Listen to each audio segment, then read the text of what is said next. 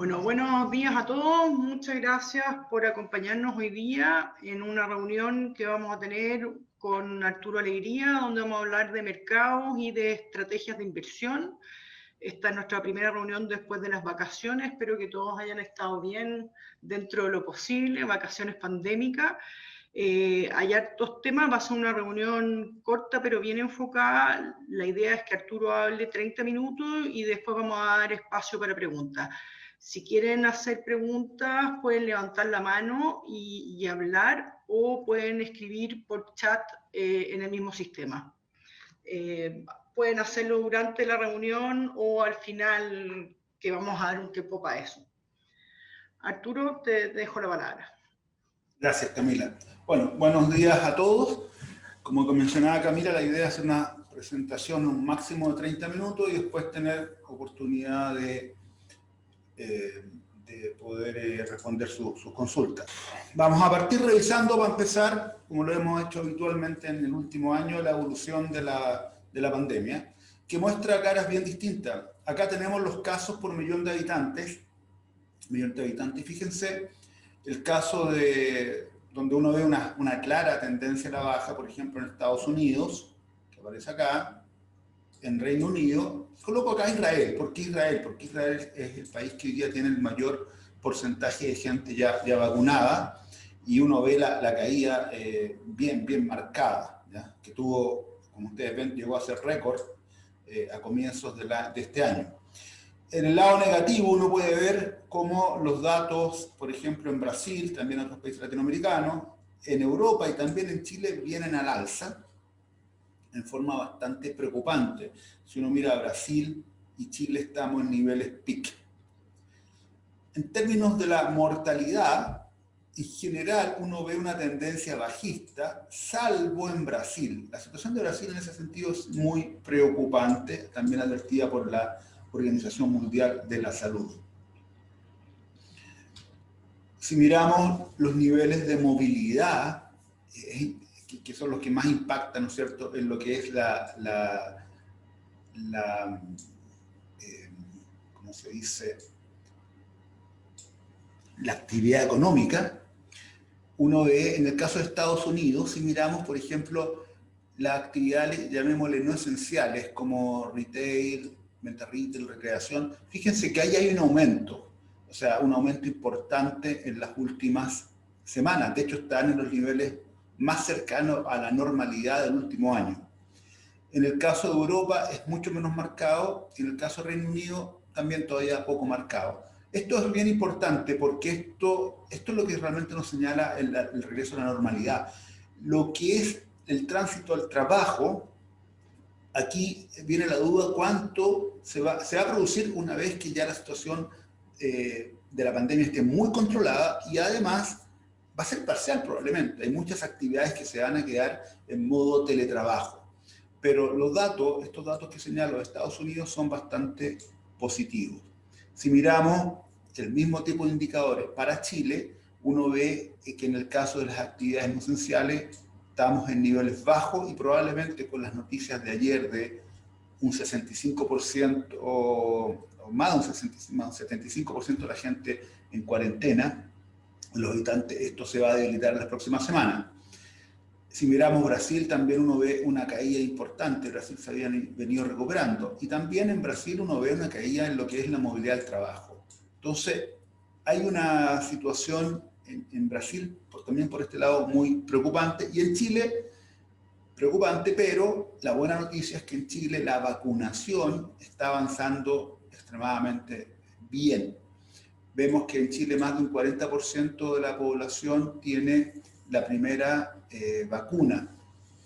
Es un número muy bueno, la primera dosis. Similar a lo que pasa en el Reino Unido. Si miramos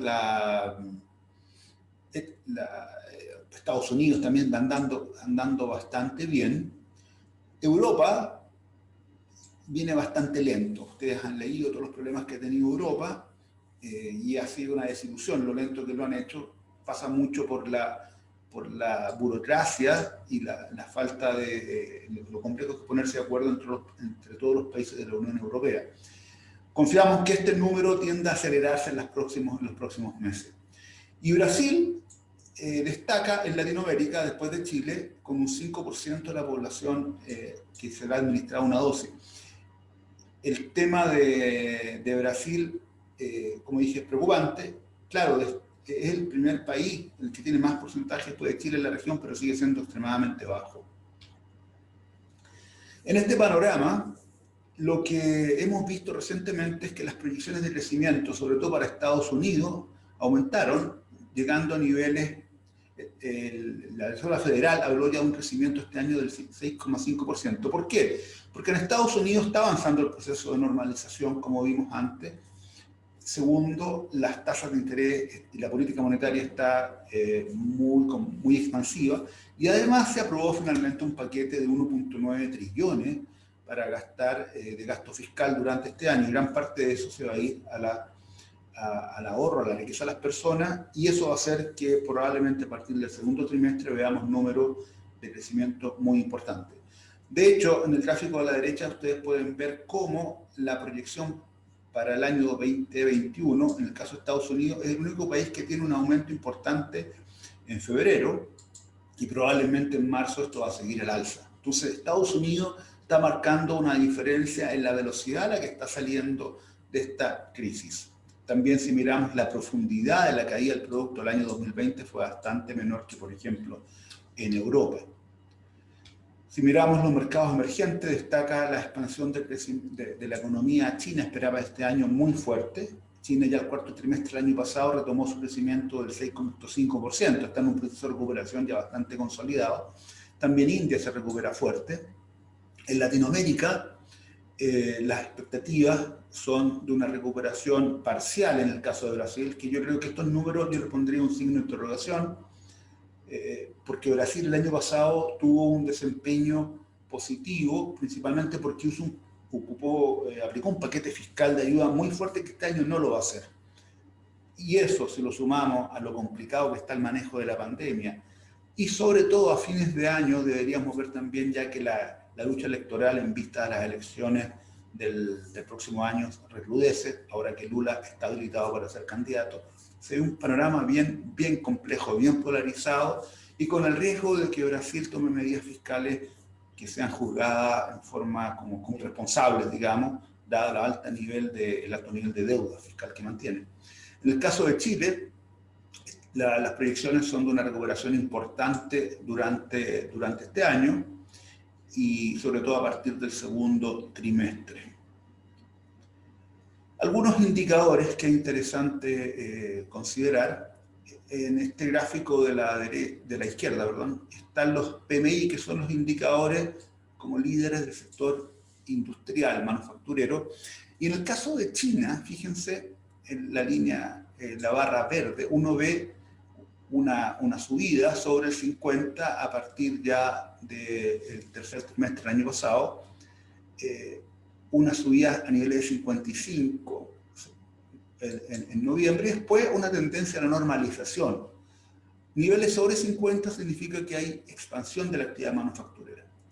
Entonces uno ve que en el caso de China, y que esto tiene implicancias para el precio del cobre, que vamos a ver más adelante, como que la fuerte recuperación de la industria ya estaría quedando un poco atrás y estaría en una situación más de régimen de crecimiento a largo plazo. También uno ve acá estos indicadores de sorpresa económica, que lo que muestran es cómo las cifras publicadas se comparan con las proyecciones que maneja el mercado, y uno ve en China también números ya ligeramente negativos, nada muy fuerte y no comparable, por supuesto, con lo que sucedió hace un año atrás, pero algo negativo. En el lado positivo, si miramos la confianza de los consumidores, se mantiene relativamente alta, y eso significa que la recuperación, por ejemplo, del consumo en China y también en Estados Unidos y en menor medida en Europa, puede ser importante una vez que la pandemia se desborde. Lo que hemos visto en las últimas semanas, en el caso de Europa en particular, es que las medidas de control se han agudizado. O sea, en ese sentido, como que se retrasa esta expectativa. Mirando a Estados Unidos, que dijimos que es una economía que ya va a alcanzar antes los niveles de normalización y con un impulso fiscal y monetario muy fuerte, podemos ver que en la actividad en el sector de los servicios es donde se espera un cambio en esta tendencia que vemos aquí, que ha sido negativa en los últimos meses. Los ISM son indicadores líderes tanto de la manufactura como de los servicios. Obviamente uno piensa en todas las actividades que los americanos no han podido hacer y van a retomar en la medida que la inmunidad de rebaño, que se supone se alcanzará a partir de julio, lo permita. También los regímenes ahí en Estados Unidos de las cuarentenas son bastante más laxos que en otras partes. El empleo se ha recuperado, más de la mitad de los empleos se han recuperado, y eso es bueno y es importante mirando las perspectivas de mediano plazo. Pero a mí me gustaría destacar este tema que estoy mostrando acá a la derecha.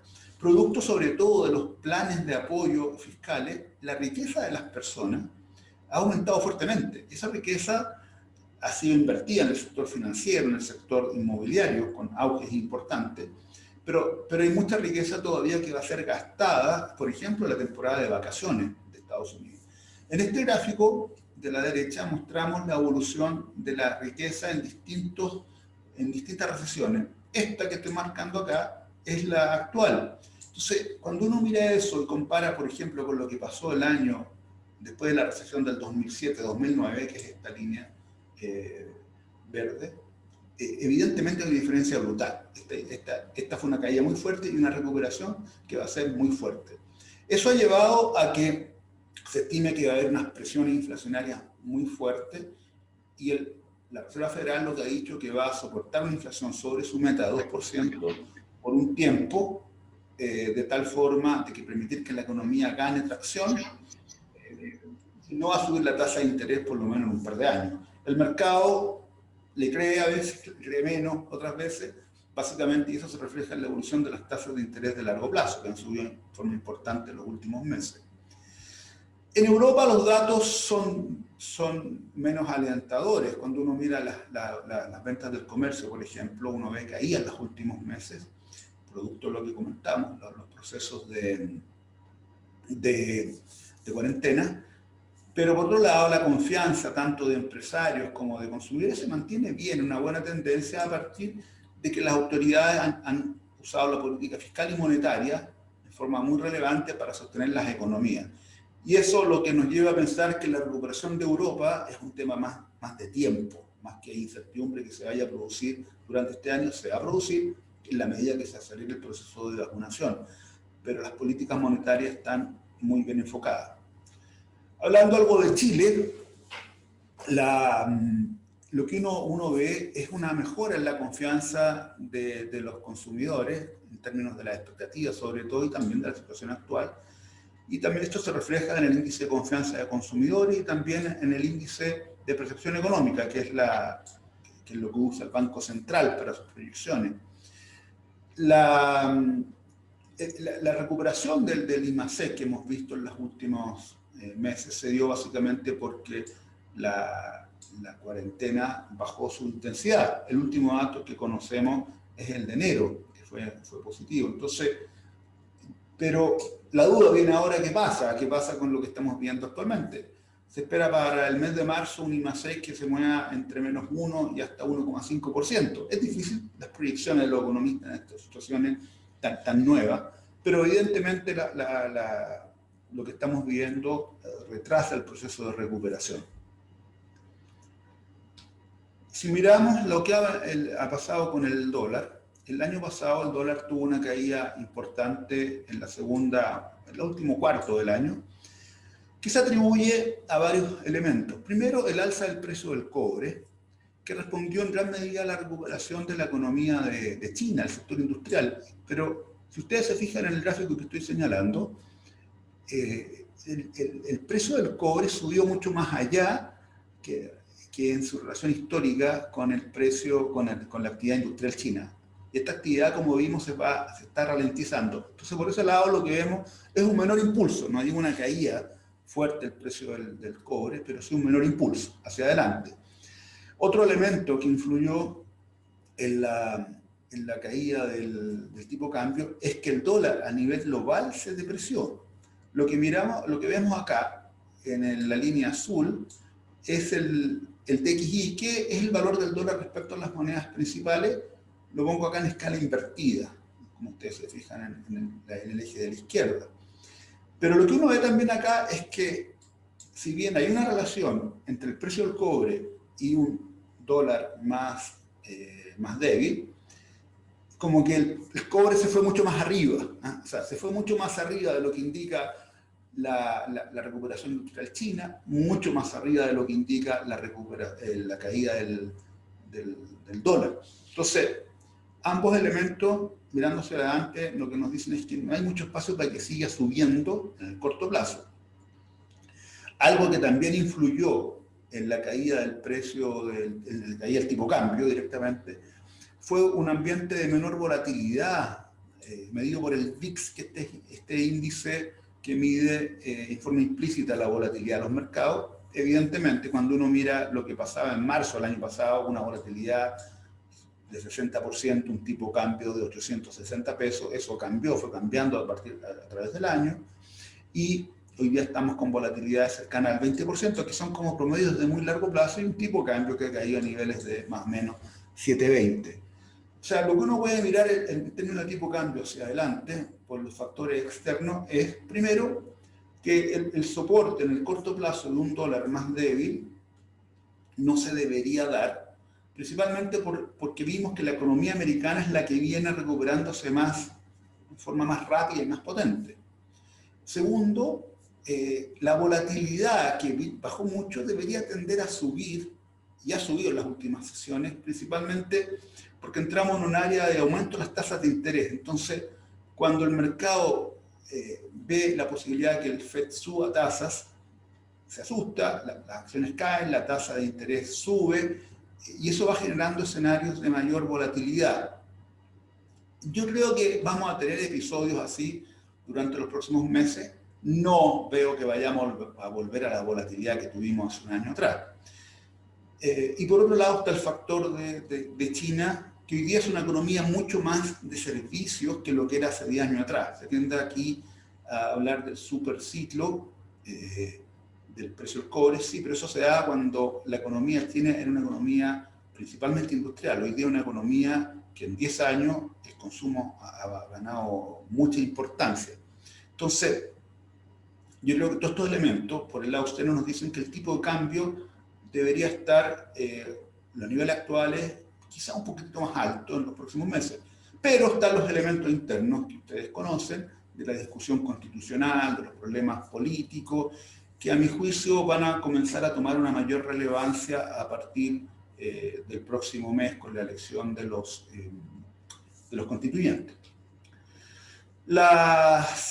Mirando lo que ha pasado con las bolsas este año, yo destaco en este mes en particular el caso de Europa, que ha tenido muy buen desempeño, a pesar de las malas noticias que llegan de Europa. Y entonces hay que pensar que el mercado siempre se va adelantando, lo que sucedió el año pasado. Entonces, a pesar de que han tenido problemas en el proceso de vacunación, que va lento, que están haciendo confinamiento, el mercado confía en que esto se van a solucionar estos problemas y vamos a ver un rebote de la actividad y que se va a traspasar a mejores las utilidades de las empresas. El año, si miramos lo que ha pasado en el año, el Nasdaq, que fue la estrella el año pasado, rentando 44%, lleva un 2,5%, que es un número bajo, por supuesto, pero no estamos hablando de una caída tan fuerte.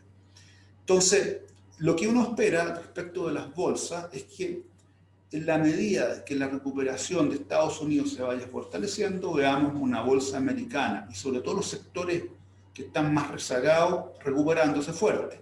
Pero también probablemente una tasa de interés que siga con altos y bajos con su tendencia alcista. En ese escenario el dólar está más, como dije, esperamos que está más fuerte. ¿Cuándo el dólar podría comenzar a debilitarse? Bueno, cuando este ciclo de expansión ya no sea solamente de Estados Unidos, sino que también sea de Europa y otros mercados. Y eso lo vemos como una etapa posterior, que al menos las acciones, el mercado ya lo está descontando para el caso de Europa. mira, acá cuando miramos las proyecciones de las utilidades de las empresas, son números muy altos. Uno podría decir, pero bueno, ¿por qué hay que invertir hoy día en acciones si las proyecciones ya son altas? Bueno, porque en la medida de que las economías anden bien y sorprendan, como el caso de Estados Unidos, deberíamos ver que esas proyecciones de utilidades, hoy día al 20% para los próximos 12 meses, tiendan a aumentar más. O sea, hoy día el mercado es un mercado, como le llamamos, de momentum, de crecimiento de las utilidades. Por otro lado, no hay que perder de vista que frente a los temores inflacionarios, las acciones tienen ciertas características de protección, a diferencia de los bonos. Si miramos la evolución por estilo, el estilo value, que les muestro acá en el gráfico a la derecha, value se asocia a las compañías más cíclicas, que hoy día están bastante con menores valorizaciones que las grandes compañías tecnológicas u otras que el año pasado tuvieron desempeño espectacular. Lo que destaco en este gráfico, en la línea verde en particular, es la relación entre las acciones value, o sea, esta cíclica, de Estados Unidos versus el resto del mundo. Llama la atención que en general la tendencia muestra que las compañías americanas andan mejor, salvo algunas excepciones, algunos periodos relativamente cortos, que se dan cuando la expansión de la economía es global, como el año 2017 en particular, de lo más reciente. Pensamos que algo de eso va a pasar, algo ha estado pasando, pero va a seguir pasando los próximos meses. Por lo tanto, lo que nosotros estamos recomendando es hacer un proceso paulatino de rotación hacia sectores más value, sobre todo también fuera de Estados Unidos, quizá no hoy día, pero sí paulatinamente ir aumentando las posiciones. Si miramos lo que ha pasado con las utilidades, es interesante ver que las utilidades acá que están representadas en la línea roja, que son las utilidades acumuladas en 12 meses. En Estados Unidos hay un proceso muy claro de recuperación. La bolsa americana es una bolsa que tiene un porcentaje alto de compañías llamadas growth, que son de mayor crecimiento a largo plazo. Eso hace que hay una menor dependencia del ciclo económico. Pero si miramos fuera de Estados Unidos, la recuperación sí ha partido, pero la caída fue mucho más fuerte, es lo que estamos mirando. Entonces, esto avala la idea de que Estados Unidos va liderando la recuperación y el resto viene más atrás. Si miramos las relaciones precio-utilidad forward, o sea, las proyecciones de utilidad a 12 meses, junto con la valorización de esas proyecciones, uno ve que en el caso de Europa, por ejemplo, las proyecciones todavía están bajas. Aquí lo que esperamos es una alza importante en la medida de que se mejore el proceso de vacunación y se controle la pandemia.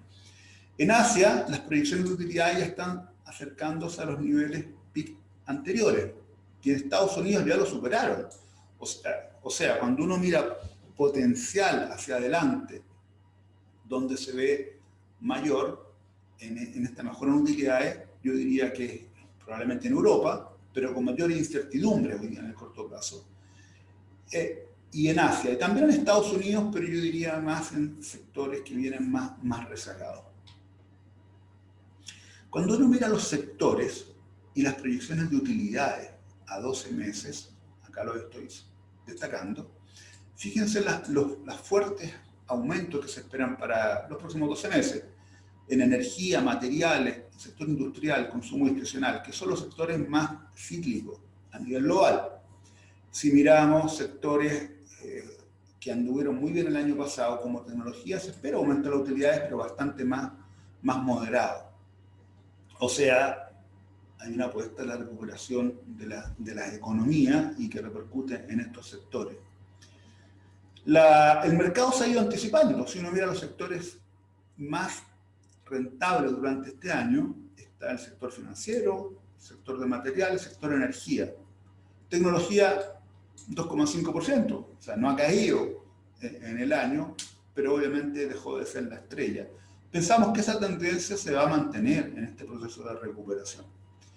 Si miramos los sectores que le llamamos growth, donde está consumo discrecional, y donde está tecnología, que son aquellos que están bastante caros, como ustedes pueden ver acá en la relación precio-utilidad estimada 12 meses.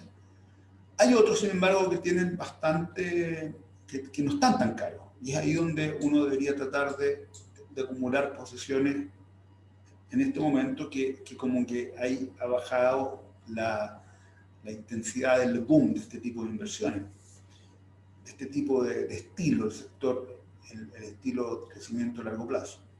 Y en value, uno ve sectores como el sector financiero, fíjense que está con precio-utilidad forward de niveles de 10, o sea, acá hay mucho espacio. Hay que pensar para revalorizaciones, hay que pensar que los bancos se van a beneficiar con el alza de las tasas de interés y además, en la medida que la situación económica, sobre todo en Estados Unidos, mejora, los fuertes castigos por incobrables que tienen los van a ir revirtiendo y eso significa mejora en las utilidades estimadas.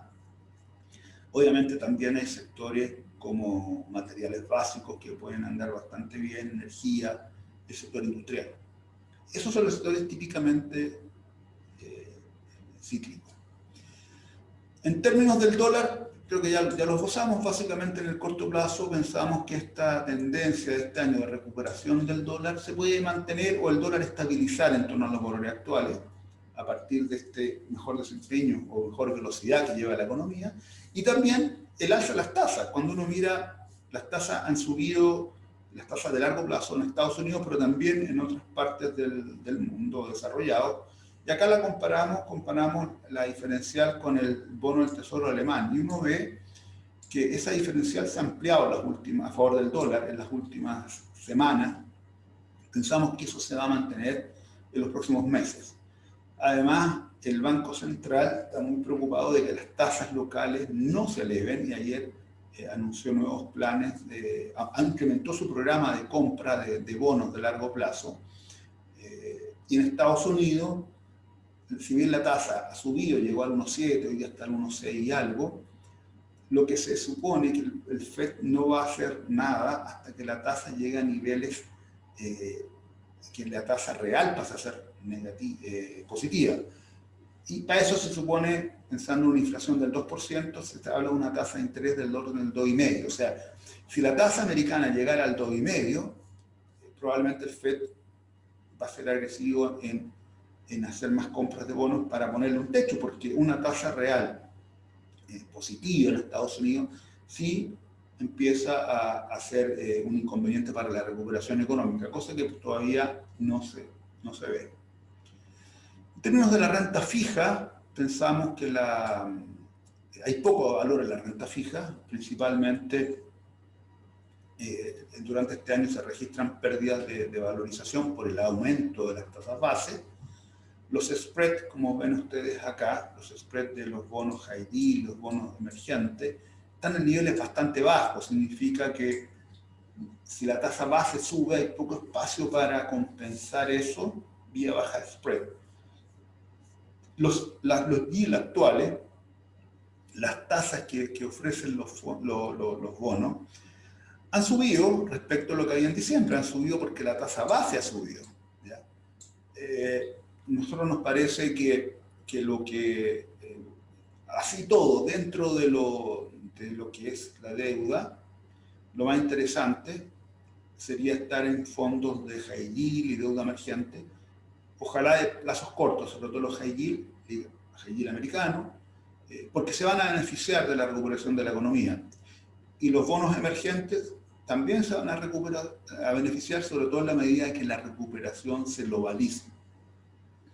Pero, insisto, nos parece que la mejor forma hoy día de invertir es irse a una estrategia más global de equity, con énfasis en los sectores o con sesgo en los sectores que están más rezagados y que se van a beneficiar de la recuperación de la economía.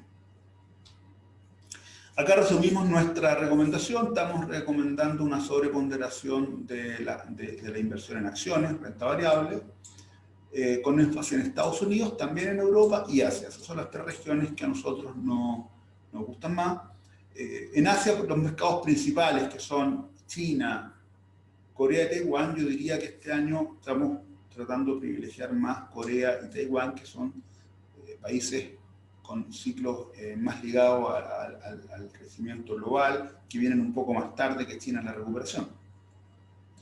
¿Qué cambio hicimos? Bueno, un cambio fue que subimos Europa emergente a neutral, por la mejora en el precio del petróleo sobre todo. Y Latinoamérica, que lo teníamos neutral, lo bajamos a superposición, principalmente por lo que acabo de comentar de Brasil.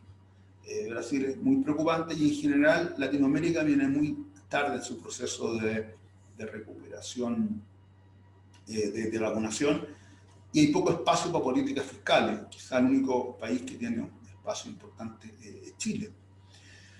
En bonos también bajamos nuestra recomendación para los bonos corporativos de grado de inversión, porque como mostré antes, un yield del 2.5% parece re poco interesante, muy interesante. Si uno piensa en una rentabilidad esperada en acciones de una cartera global, uno podría pensar razonablemente en forma conservadora, un 6-7%, versus un bono al 2,5%.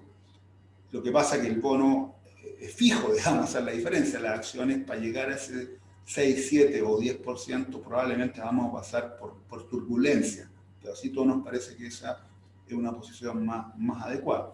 Y dentro de la deuda seguimos privilegiando, como dije antes, high yield, deuda emergente, tanto en su versión de bonos corporativos como soberanos. Básicamente hasta acá quiero dejar la presentación, abierto a escuchar consultas, comentarios. Muchas gracias, Arturo, por tu presentación. Tengo un par de preguntas. Varios de los temas los tocaste, pero igual quiero profundizar el tema.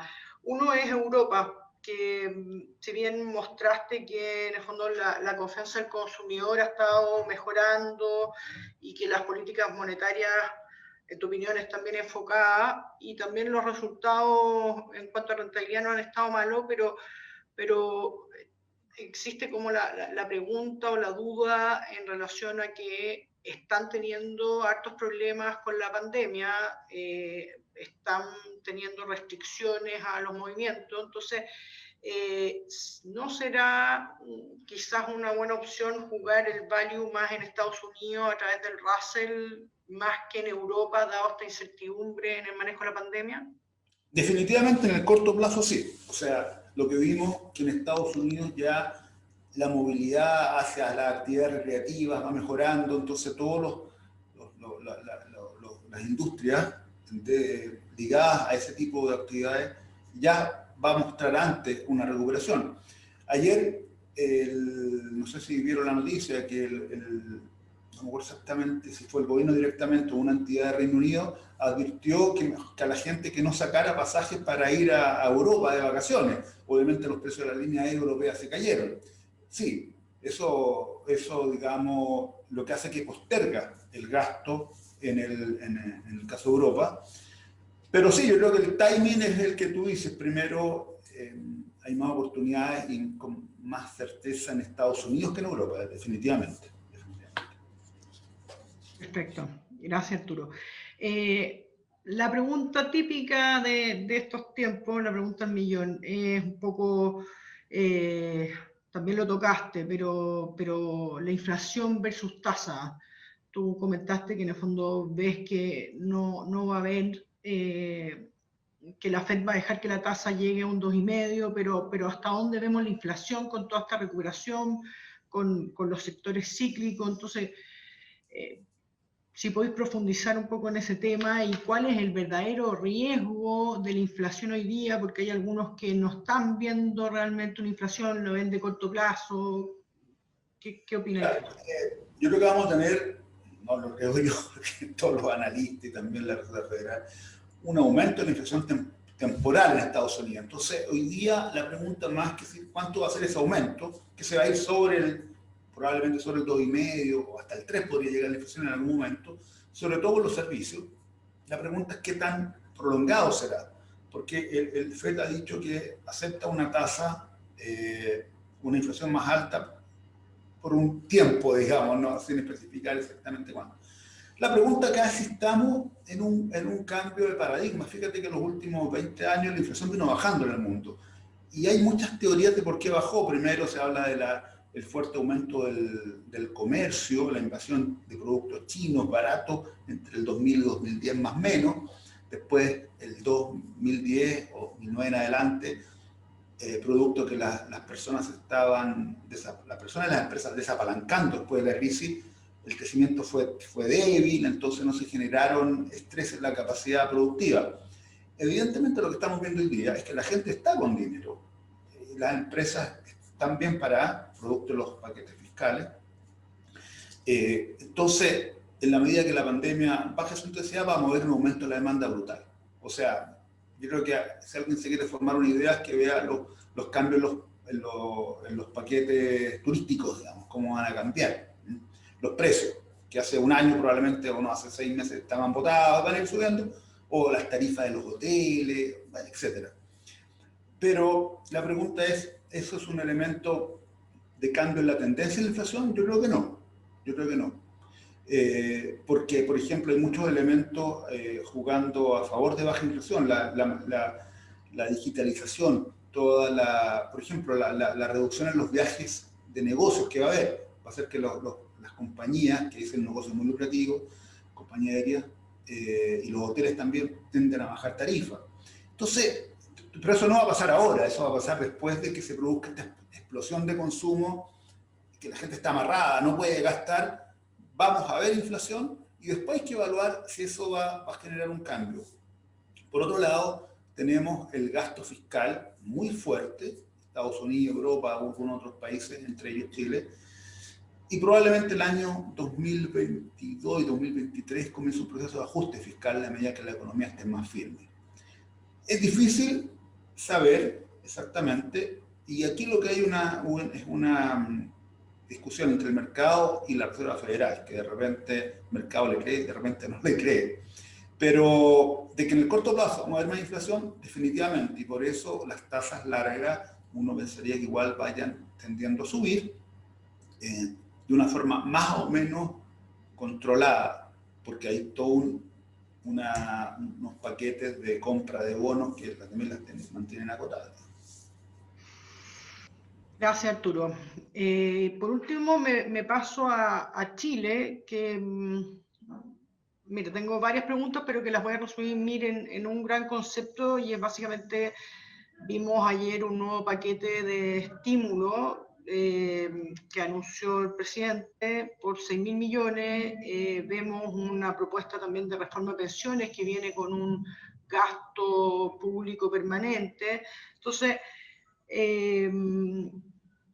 ¿cómo vemos la deuda pública en Chile en el corto, mediano, largo plazo? ¿Es sostenible? Y un poco, ¿qué holgura nos deja en una próxima recesión eventual? Sí, mira, a ver, Chile, bueno, lo que se anunció ayer, entre paréntesis, es más o menos el 2% del PIB en gasto, que el gobierno lo va a financiar, dijo, con recursos del Fondo de Estabilización, que queda algo todavía, y con mayores ingresos derivados del precio del cobre, igual que lo que proponen pensiones, un poquitito, no sé, optimista. Para una nueva crisis no queda mucho, porque en general el año pasado no están las cifras todavía definitivas, pero la deuda terminó más o menos el 34-35% del producto, y este año va a seguir subiendo, acercándose al 40%. El nivel como mágico, llamémoslo, en un país como Chile, es 50%. O sea, después de eso ya te comienza a costar más el financiamiento. Entonces, yo lo que veo es que el gobierno está tratando, estos 6.000 millones que anunció no están en el fondo COVID, el fondo COVID ya se comprometió todo, ¿ya? Y eso tiene que ir al Congreso, y el Congreso aprobarlo, porque el fondo COVID se aprobó en forma bastante rápida el año pasado. Esto vamos a ver qué pasa, debería ser muy rápido porque es más enfrentar la pandemia actual. Y sí, yo creo que el tema principal de la deuda es mirar el perfil de crecimiento hacia adelante. Las actuales predicciones de Hacienda son extremadamente optimistas, que la economía va a crecer después de estos episodios en promedio al 3,5, que el gasto el año 22, 23 al 25 crece prácticamente cero, o muy bajo, y eso sabemos que políticamente es muy, independiente del gobierno que haya, para adelante es muy difícil. Ahora, el ministro de Hacienda solicitó al Consejo Fiscal, que es autónomo, que les proponga una nueva meta de equilibrio fiscal. Ya no, porque el balance estructural no se va a cumplir. Entonces, hay una preocupación por el tema, y sí, yo creo que es difícil si nos agarrar otra pandemia, digamos, va a salir más caro. No te digo que no se puedan hacer este tipo de medidas, pero la prima por riesgo va a comenzar a aumentar.